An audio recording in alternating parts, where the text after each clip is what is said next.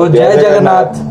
तो गाइज हम लोग आ चुके हैं एक बहुत जो आज सोशल मीडिया पे बहुत तेज वायरल हो रही है। बहुत लोग यूट्यूब पे इस पे व्यूअर बटोर रहे हैं जो हिंदू धर्म में मजाक बनाया जा रहा है। और इस बात पे डिपेंड करता है गाइज कि आजकल जो पुस्तक चल रही है हम लोगों के बीच भविष्य मलिका, और यूट्यूब पे जो चर्चाएं हो रही हैं उसकी क्या अफवाहें हैं और कितना सच है, उसके बारे में जब हमने देखा लोगों का अलग अलग वीडियो और अलग अलग रिव्यू देखा तो काफ़ी लोगों ने अपना गलत पॉइंट बता के और काफ़ी वायरल हुए हैं। और गाइज मैं तो बोलता हूँ गाइज कि आप लोग चैनल पे कुछ भी बताएं, लेकिन वायरल होने के लिए ऐसा कोई काम ना करें जिससे कि हम हिंदुओं को मतलब कि मुड़ी नीचे करके देखना पड़े। बता सकता हूँ कि जैसे मुझे पता चला, मैंने इनसे बोला कि आप डिटेल में उसका स्टडी कीजिए, और डिटेल में उसका स्टडी कर दिए। आज गाइज भविष्य मलिका पे एक एक पॉइंट की बातें होंगी, हम लोग एक भी पॉइंट नहीं छोड़ने वाले हैं। जितने भी सोशल मीडिया पे वीडियो बनाई गई हैं आज तक की, मैं सबसे बेहतर तो नहीं बोलूँगा लेकिन अच्छी वीडियो रहेगी भविष्य मलिका पे, और सारी जानकारियाँ इसमें रहेगी कि भविष्य मलिका क्यों बनाई गई, आखिर क्या ज़रूरत है, और कैसे यूट्यूब पे ये वायरल हुई भविष्य मलिका की बातें, तो ये कहाँ से हुई, शुरू हुई और कहाँ ख़त्म हुई। गाइज मैं बता दूँ कि मेरा दोबारा भविष्य मलिका पे कोई टॉपिक पे वीडियो नहीं आएगा, क्योंकि मुझे व्यूअर बटोरना इसके द्वारा नहीं है, और ज़रूरत होगी तभी आएगी। तो भाई चलिए स्टार्ट करते हैं। तो मैं आपसे यही जानना चाहता हूँ ओम जी कि भविष्य मलिका की शुरुआत कैसे हुई, पुस्तक बनी, वो पुस्तक क्यों इतना वायरल हो रही है, और उस पर क्यों आजकल के यूट्यूबर बहुत ज़्यादा ध्यान दे रहे हैं, इसके बारे में बताइए। जय जगन्नाथ। तो मैं पहले आपको शुक्रिया बोलना चाहूँगी, आपने इतना अच्छा टॉपिक दर्शकों के सामने रखा जी। और जो आपके कुछ प्रश्न है मैं उसका पहले आपको उत्तर देता हूँ कि भविष्य मलिका इतनी प्रचलित क्यों हो रही है। जी। जैसा कि मैं बताऊँ कि हिंदू धर्म के अनुसार, हिंदू ग्रंथों के अनुसार वो पुस्तक ऐसी है, उस पुस्तक के बारे में ऐसी चीजें लिखी हैं, कौन सी आपदाएं आने वाली हैं, क्या उसका समाधान है, क्या उससे हमारे आगे और आने वाले पीढ़ियों को क्या दिक्कत हो सकती है, उस सब के बारे में उस पुस्तक में लिखा गया है। और यहाँ तक ये उस पुस्तक में भी लिखा गया है कि हमारे पास्ट में क्या हुआ था, फ्यूचर में क्या होने वाला है, अभी क्या चल रहा है, और उसका एक मेन बात की जो उसमें लिखा है वो आज तक सही भी है। और आपके दूसरे प्रश्न की बात करें कि इसमें ऐसी ऐसा कौन सा इम्पोर्टेंट चीज़ है जिसकी वजह से वो वायरल हो रही है, लोगों में इतने प्रचलित है। तो मैं उसका एक बात बताता हूँ। कुछ पुस्तक में ये भी लिखा है कि जो आने वाले समय में इस दुनिया में बस 60 करोड़ लोग ही बचेंगे हमारे। जनरली तरीके से देखा जाए तो बस इंडिया में ही 150 करोड़ लोग, 150 करोड़, लेकिन आप पूरा दुनिया की बात कर रहे हैं, मतलब समझ रहे हैं कितने लोग कम होने वाले हैं। बहुत। तो उसमें जो हमारे, जैसे कि हम जानते हैं कि 4 युग होते हैं। शुरुआत होता है सतयुग से, अंत होता है कलयुग से, जो हमारा अभी कलयुग चल रहा है। और उस पुस्तक में भी लिखा है कि 2032 में सतयुग की स्थापना हो जाएगी। और यानी कि उसमें यहाँ तक कुछ बातें कही गई हैं कि 2024 से ही कलयुग का अंत होना स्टार्ट हो जाएगा। अच्छा। तो यही रहा आपके कुछ प्रश्नों के उत्तर। और आपका जो अंतिम प्रश्न था कि उसकी शुरुआत कैसे होती है, तो ये जय जगन्नाथपुरी धाम में इसकी शुरुआत 600 साल पहले की बात है, जब हमारे अच्युतानंद जी का जन्म होता है। वो बहुत सिद्ध होते हैं, उनके पास बहुत सिद्धियाँ होती हैं, वो जगन्नाथ जी के बहुत बड़े भक्त होते हैं। अच्छा। तो वहाँ से उनकी पुस्तक की शुरुआत की रचना होती है। वो अपने 4 साथियों के साथ मिलकर इस पुस्तक, अच्युतानंद जी महाराज जी ने अपने 4 साथियों के साथ मिलकर इस पुस्तक की रचना की, जिसमें वो सारे अपने सिद्धियों की प्राप्ति से अपने मित्रों के साथ, अपने जो कार्यकर्ताओं के साथ जो भी मिलकर इस पुस्तक का बारे में लिखा। भैया ने बताया कि जगन्नाथपुरी में एक अच्युतानंद महाराज जी का जन्म होता है, जो जगन्नाथ भगवान के बहुत बड़े भक्त माने जाते हैं गाइस। और उन्होंने अपने 4 साथियों को मिलकर एक पुस्तक का निर्माण करते हैं जिसका नाम भविष्य मलिका रखा गया। बताया, मैं ये पूछना आपसे चाहूँगा कि ऐसे क्या है इस पुस्तक में जो आजकल इतने यूट्यूबों पे वायरल हो रही है, इस पे वीडियो बनाया जा रहा है, इस पे कुछ बताइए कि क्या लिखा गया है, मतलब एक छोटा सा क्लिप के या कुछ भी जरिए बताइए, डेमो बताइए। जैसे कि हम लोगों ने खोज की और मैंने बताया भी, इस पुस्तक में हमारे पास्ट क्या हो चुका है, मतलब जो हम लोग को नहीं पता था, हम लोग बहुत डिबेट करते हैं। जी। क्या रामायण सच में एग्जिस्ट करता है? क्या राम सच में एग्जिस्ट करते हैं? क्या महाभारत का युद्ध सच में हुआ था? क्या ये सब बातों का प्रूफ उस पुस्तक में दिया है। और प्रेजेंट क्या होने वाला है, जैसे कि मैंने आपको उदाहरण भी दिया था, कितने आबादियां कम हो जाएंगी, और उसके आगे मैं अभी कुछ बताने वाला हूँ, कुछ प्रूफ भी कि क्या हो चुका है और पुस्तक में जो बातें लिखी गई हैं और क्या फ्यूचर मतलब क्या आने वाला है, ये भी मैं बताने वाला हूँ आगे। आपके प्रश्न का उत्तर मैं दूंगा कि फ्यूचर में ऐसा क्या क्या चीज़ें लिखे जो होने वाली हैं, हमें पता नहीं पता है पर होने वाली हैं, और इसकी समाधान भी लिखे गए हैं इस पुस्तक में, कैसे हम उससे बच सकते हैं। जी। और इस पुस्तक में जैसे कि जो हमारा कलयुग है, हर युग का समय होता है कुछ ना कुछ। सबसे छोटा सतयुग, द्वापर, फिर त्रेता, फिर कलयुग, सबसे बड़ा कलयुग होता है। तो कलयुग का समय मैक्सिमम 4,32,000 है और वो घट के 5,000 हो जाएगा। तो ये बहुत तो भैया ने जैसे बताया कि हम लोग कलयुग का अंत होने वाला भी है, इस पुस्तक में लिखा गया है। जो पहले मतलब कि विवरण हुआ था हम लोग का कलयुग का, वो 4,32,000 साल की थी, लेकिन हम लोग के जो स्वभाव के कारण या हम लोग की जो गतिविधियों के कारण ये घटकर 5,000 साल बस कर दी गई है। तो मैं ये पूछना चाहता हूँ, बहुत यूट्यूबर ये भी डालते हैं अपने पे कि यहाँ पे जो भगवान कल्कि हैं, जो कलयुग के अंत में आने वाले हैं, वो भी उनके बारे में भी लिखा गया है इस पुस्तक में। बिल्कुल, ये पुस्तक उनसे पूरी तरह से जुड़ी हुई है। अच्छा। जैसा कि हमें पता भी है और कुछ यूट्यूब पे आज से वीडियो भी चल रही है कि कल्कि जो हमारे राक्षस काली पुरुष का वध करेंगे। तो इस पुस्तक में बात लिखी हुई है कि भगवान का जन्म हमारे एक सांभल नाम की जगह पे होगा, जो भगवान विष्णु के रूप में 10वां अवतार लेंगे, अपना अंतिम और 10वां अवतार कल्कि का, और वो एक सांभल नाम की जगह में जिनका जहाँ पे उनका जन्म होगा। और वो हमारे युग के जो सारे बुरे लोग हैं, कालीपुर जो हमारा राक्षस है मेन, उसे उसका अंत करेंगे। उनके साथ जो हमारे 7 चिरंजीवी हैं, जिसमें अश्वत्थामा का भी नाम आता है, गणेश जी का भी नाम आता है, परशुराम जी का भी नाम आता है। जो हमारे मेन अश्वत्थामा जी को श्राप मिला था, जो भगवान कृष्ण ने दिया था, उनकी मणि निकाल ली थी और उनको श्राप दिया था कि तुम जब तक मैं आके कलयुग में तुम्हारी शांति मिलेगी। तो उनका साथ देंगे भगवान कल्कि का, और हमारे दुश्मनों का उनका नाश करेंगे। और ये लिखा।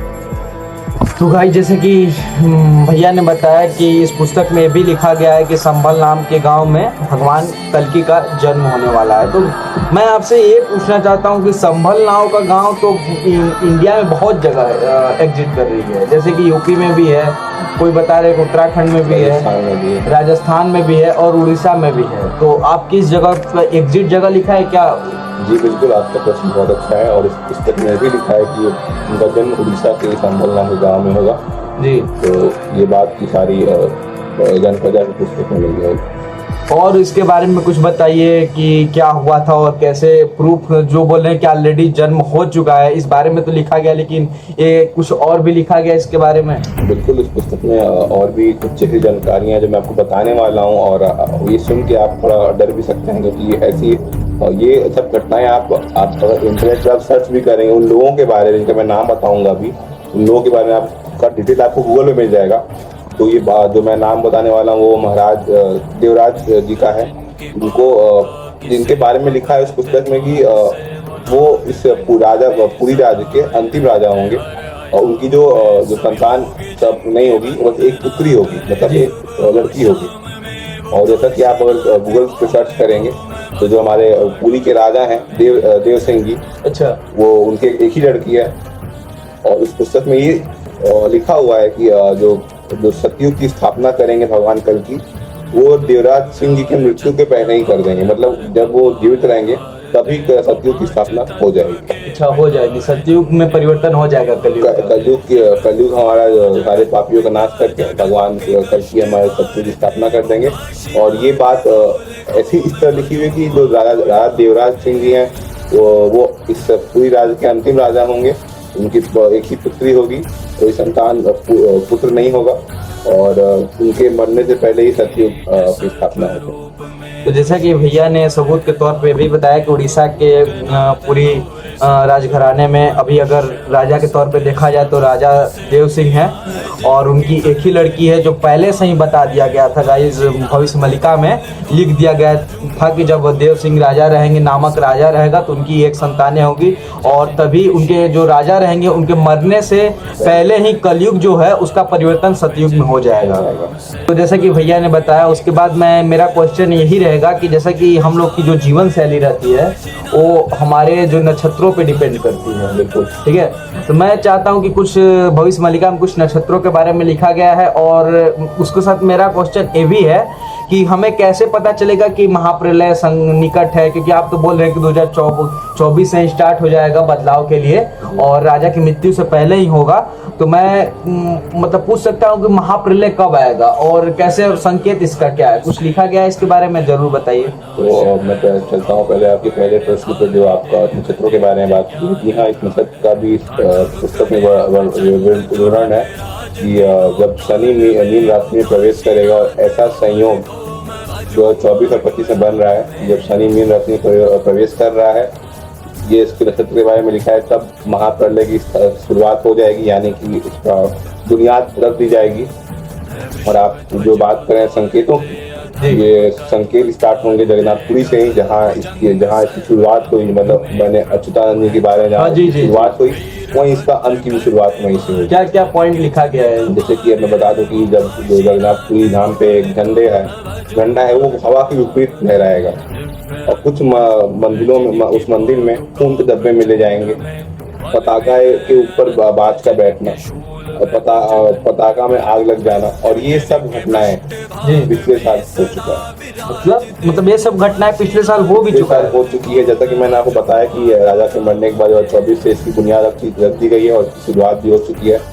तो जैसे कि भैया बताएं, तो मैं ये भी बोलूँगा कि पिछले साल मतलब कई बार मंदिर में खून के धब्बे मिल चुके हैं, और कि हवा के विपरीत जो भैया बोल रहे थे, जो झंडे रहेगी वो विपरीत हवा के लहराने लगेगी, वो भी हो चुका है। और बात भी कितनी बार उसे देखा गया है मंदिर के झंडे के ऊपर बैठे हुए, तो इसका जो संकेत हम लोग को मिल चुका है गाइस। तो जैसा कि बता दे गाइस कि भैया ने बताया कि जो संकेतें आ रही थी वो ऑलरेडी हो चुकी है, मंदिर में वो घटनाएं घट चुकी हैं। तो मैं आपसे ये पूछना चाहूँगा कि ऐसी कुछ भविष्यवाणी जो हुई थी भविष्य मलिका में, उसके बारे में बताइए, जो बहुत से यूट्यूबर गलत अफवाहें फैला रहे हैं। जी हाँ, ऐसी भविष्यवाणियाँ भी हो चुकी हैं। और जैसे कि मैं एक भविष्यवाणी के बारे में बताता हूँ कि इस पुस्तक में ये लिखा है कि जो चाइना देश है वो कुछ मुस्लिम देशों के साथ मिलकर भारत पे आक्रमण करेगा, और जो युद्ध लगभग 6 साल 6 महीने तक चलेगा, जिसमें अंततः भारत की जीत होगी। और इसमें पुस्तक में लिखा है कि उस वक्त हमारे जो अंतिम प्रधानमंत्री एक सिद्ध योगी पुरुष होंगे, जिनकी कोई भी संतान नहीं होगी, ना उनकी शादी भी नहीं हुई होगी। और उस पुस्तक में हमारे किसान भाइयों, जैसे कुछ खेती बाड़ी के बारे में भी लिखा गया है। उस समय आते आते मतलब शुरुआत होते खत्म होते सारे किसान भाइयों और किसानों ने खेती बाड़ी छोड़ दी होगी, हार मान के परिस्थितियों से।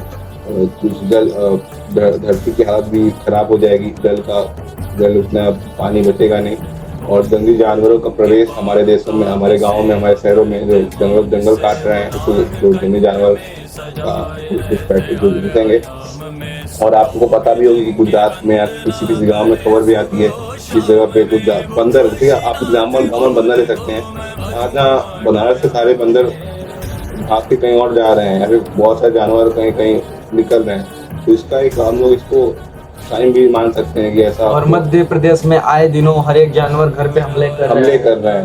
तो इसका एक हम लोग इसको बहुत लोग नोट कर देते हैं, पर अगर पुस्तक हम लोग कुछ बातें रिलेट करें तो हम लोग को पता भी है किसान, बहुत सारे किसान अब ध्यान दे रहे हैं अपने परिस्थितियों से, सरकार से मुनाफा ना मिलने की वजह से अपनी इतनी खराब हो रही है, जमीन की स्थितियाँ उपजाऊ नहीं हो पा रहे हैं, पानी की ना मिलने की वजह से। तो गाइज भैया ने बहुत अच्छी बातें बताई जो किसान पे थी। मैं यही बोलूँगा गाइज कि सच में बहुत किसान ऐसे हैं जो अब किसान खेती बाड़ी छोड़ रहे हैं, क्योंकि उन्हें सरकारें अच्छी मुनाफाएँ नहीं दे रही हैं और मेहनत भी बहुत ज़्यादा है।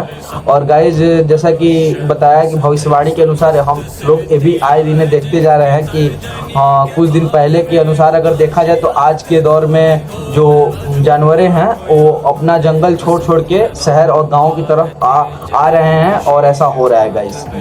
तो मैं ये भी पूछना चाहता हूँ कि कुछ ऐसी भी कुछ और भी भविष्यवाणियाँ हैं जो भविष्य मलिका में की गई हैं।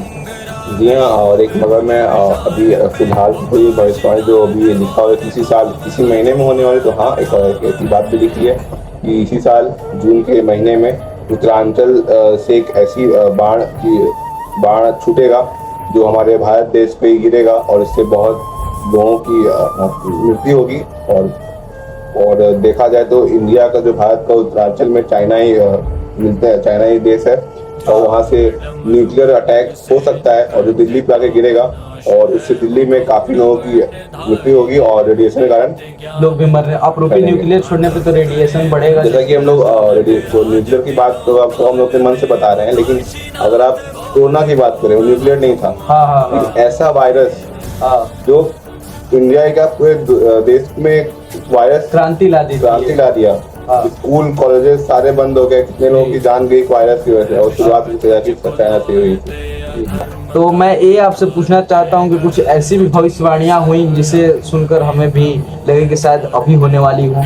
अभी आपने बताया कुछ ऐसी भविष्यवाणी, लेकिन और कुछ भविष्यवाणियां और मुझे हालांकि जहाँ तक याद है, जहाँ तक और भविष्यवाणियां उसमें लिखी हैं, जब एक ऐसी भविष्यवाणी जिसको सुन के आपको थोड़ा दुख भी होगा और कि ऐसा हो कैसे सकता है। इसमें ये बात लिखी है कि जब भगवान जगन्नाथ का अपमान होगा, और ये बात कोई सोच नहीं सकता कि कोई भगवान का अपमान करेगा। और उसमें लिखा है कि जब भगवान जगन्नाथ का कोई अपमान होगा तब उड़ीसा में एक ऐसा तूफान आया, जैसे कि मैंने पहले बताया कि जहाँ से इसकी शुरुआत हुई थी, जब इस पुस्तक की रचना यहाँ से हुई थी और इस कलयुग का अंत भी वहीं से स्टार्ट होगा। तो जब भगवान जगन्नाथ जी का अपमान होना स्टार्ट होगा तब वहाँ पे एक ऐसा तूफान आएगा जहाँ वहाँ पे एक बरगद का पेड़ है, भगवान जगन्नाथ का बरगद का पेड़ है, वो टूट जाएगा और सारा उड़ीसा में तूफान के कारण बहुत लोगों की जान जाएंगी और नई नई बीमारियों का जन्म होगा, जिसका इलाज डॉक्टर के पास भी नहीं होगा। जैसे कोरोना की बात हमें पता ही, मैंने बताई हुई है। और भी खतरनाक, उससे भी खतरनाक बीमारी का आगमन हो सकता है और उससे बहुत लोगों की जान जा सकती है। तो इतनी बातें शायद एंड हुई इसकी भविष्यवाणियां, बुक की भविष्यवाणी मैंने काफी बता दी हैं और जैसा कि इसके बाद आपका बताना है क्या है क्या। तो गाइज हम लोगों ने सारा पॉइंट रख चुका है अपना। तो गाइज आजकल जो सोशल मीडिया पे यही बातें आपको हर एक यूट्यूब चैनलों पे मिल जाएंगी और यही बातें बताया जा रहा है। तो गाइज इसी तरह लोग अपना एक सेटअप तैयार करेंगे और पीछे लाइटिंग लगाएंगे, पीछे स्क्रीन पे दिखाएंगे और कुछ ऐसे फैक्ट रखेंगे कि दुनिया का तबाही स्टार्ट हो चुका है, मिसाइल लॉन्च होने वाला है वगैरह वगैरह। तो ऐसी वीडियो डाल के जिसमें यूट्यूबर सभी लोगों को डरा रहे हैं, यहाँ तक कि बच्चे बड़े लोग भी इससे डरने लगे हैं कि शायद ऐसा हो ना पाए। ऐसा वीडियो आप लोग को यूट्यूब पे बहुत सारी मिल जाएंगी जहाँ पे ऐसा बोल के बहुत लोग बच्चे को डरा रहे हैं। और मैं गाइज ये भी बता दूं कि ये सब वीडियो यूट्यूब पे काफ़ी तेज वायरल भी हो रही है और इस पे बहुत लोग डर भी रहे हैं। यहाँ तक कि बच्चे तो बहुत ज़्यादा डर रहे हैं इस बातों को लेकर, लेकिन बच्चे को तो छोड़िए, बड़े भी डर रहे हैं। और वो लोग ऐसा ही कुछ सेटअप तैयार करेंगे, कुछ माइक रखेंगे, पीछे स्क्रीन लगा लेंगे और कुछ स्क्रिप्ट तैयार करेंगे और फैक्ट दिखाएंगे कि हाँ ऐसा हो भी रहा है। पहले की इसमें पॉइंट 2-3 पॉइंट जो मैंने बताया उसमें गलत भी है, जो आपको पॉइंट और ठीक है उसके बारे में बात होगा। लेकिन गाइस मैं इस बात को देखा जाए तो आजकल के बच्चे भी यही सब देखकर अपनी पढ़ाई छोड़ते जा रहे हैं। मतलब सोच रहे हैं कि ये सब जब मरना ही है तो क्यों पढ़ा जाए फिर। यूट्यूबर जो हैं यही सब वीडियो आपके यूट्यूब पे बहुत सारी मिल जाएगी जो बहुत वायरल हुई है। और गाइस ये सब यूट्यूबर क्या कर रहे हैं कि छोटे छोटे बच्चों को ऐसा बोल के डरा रहे हैं और बच्चे तो बच्चे, बड़े लोग भी इस चीज़ों से डर रहे हैं। और यहाँ तक कि ये भी बातें आ रही हैं कि बहुत सारे बच्चे इस सब से डर के सोच रहे हैं कि हम पढ़ाई क्यों करें, आखिर हमें मरना ही है, हम पढ़ाई क्यों करें। और बच्चे तो छोड़िए, बड़े भी अपने लाइफ को लेकर कुछ सीरियस नहीं हो रहे हैं और इसी सब के लिए सोच रहे हैं कि मरना है तो छोड़ो, जाने दो, अब क्या ही करना है, अब आराम की जिंदगी काटें। तो और ये बहुत सीरियस टॉपिक है और बहुत मजाक वाली बात मजाक फन में बता रहे हैं, पर ये बहुत सीरियस टॉपिक है। तो गाइज मैं ये बात बता दूं कि भविष्य मलिका पुस्तक पे एक स्कैम हो रहा है और जिसका स्वरूप आप लोग सामने से देख भी रहे हैं। यूट्यूबर पे बहुत सारे यूट्यूबर जैसे कि मैंने बताया कि इस पे वीडियो डाले हैं और स्कैम की बात यही है कि ये भविष्य मलिका एक उड़ीसा की बुक है, जैसे कि भैया ने बताया, जो उड़िया भाषा में लिखा गया था और संस्कृत भाषा में लिखा गया था, 2 भाषाएं में लिखा गया था। और जगन्नाथपुर मंदिर पे पुस्तक लिखा गया था। ठीक है, तो क्या होता है कि जगन्नाथपुरी की नहीं, मतलब उसमें बातें सच्ची लिखी हैं। तो जगन्नाथपुरी मंदिर पे ये पुस्तक लिखा गया था।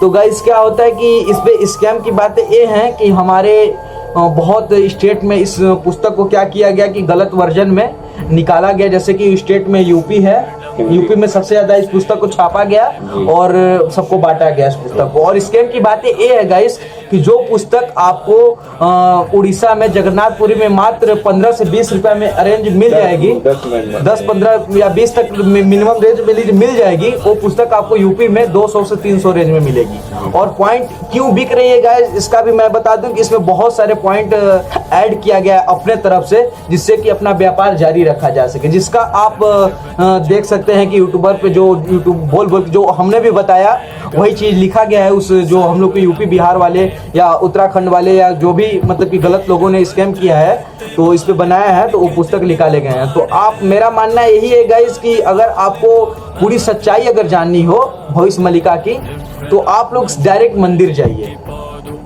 जाइए, वहां से पुस्तक खरीदिए या खुद बैठ के आप पुजारी से पूछिए, पुजारी जी आपको पूरा बायोडाटा अच्छे से बताएंगे। लेकिन गाइस के बारे में बताएंगे, पुस्तक की जो हिस्ट्री है वो अच्छे से बताएंगे और हो सकता है वो पुस्तक आपको दिखा भी दें।